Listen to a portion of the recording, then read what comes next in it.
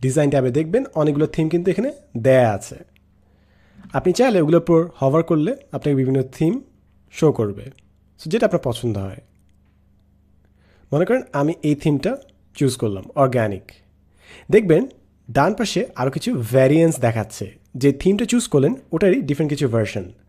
So আমি এটা choose করি, এটা চুজ করি, নাইস। নাট বল্টুর থিম আছে, যেটা আপনার পছন্দ হয়। এবার আপনি চাইলে ব্যাকগ্রাউন্ডটা এডিট করতে পারেন। ব্যাকগ্রাউন্ড এডিট করার জন্য ডান পাশে দেখেন ফরম্যাট ব্যাকগ্রাউন্ড আছে। ব্যাকগ্রাউন্ডে গেলেন, আপনি চাইলে এগুলোটা কালার দিতে পারেন, মানে এই কালারটা দিয়ে দিলেন। আপনি চাইলে গ্রেডিয়েন্ট দিতে পারেন, এখানে গ্রেডিয়েন্ট, পিকচার, প্যাটার্ন অনেকগুলো অপশন আছে। সো মনে করেন গ্রেডিয়েন্টে গেলেন, গ্রেডিয়েন্টে ডিফারেন্ট কালার এখানে অ্যাড করতে পারেন আপনি। অথবা আপনি চাইলে পিকচার অ্যাড করতে পারেন, কোনো এখানে পিকচার অপশন আছে। আপনি ইনসার্টে গিয়ে নিজের পছন্দের একটা পিকচার চুজ করতে পারেন, যেটা ব্যাকগ্রাউন্ডে থাকবে, দারুণ লাগছে জিনিসটা এখন। অথবা আপনি প্যাটার্ন চুজ করতে পারেন।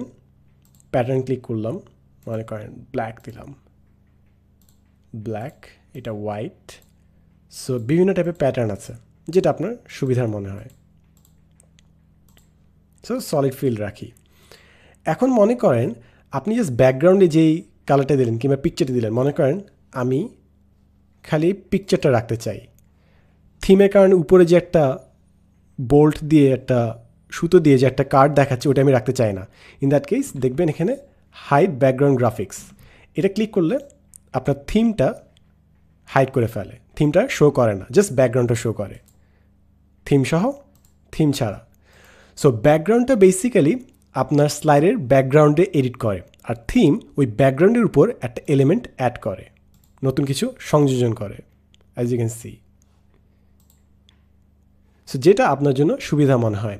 এবং যখন একবার আপনি কোনো একটা থিম নেবেন, ওটা কিন্তু পরবর্তী স্লাইডগুলোতে অটোমেটিক চলে আসবে। আমি যখন নতুন একটা স্লাইড নেব, ওই সেম থিম কিন্তু পরবর্তী স্লাইডগুলোতেও রয়ে যাবে।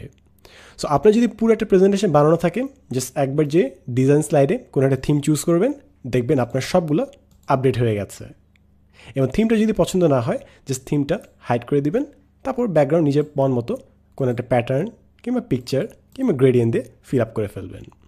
সো আশা করি এরপর থেকে আপনার প্রেজেন্টেশনের ব্যাকগ্রাউন্ডগুলো অ্যামেজিং হবে এবং বিভিন্ন দারুণ দারুণ থিম দিয়ে আপনি আপনার প্রেজেন্টেশনটিকে আরও সুন্দরভাবে উপস্থাপন করতে পারবেন। এতক্ষণ ভিডিওতে আমি ছিলাম সাদমান।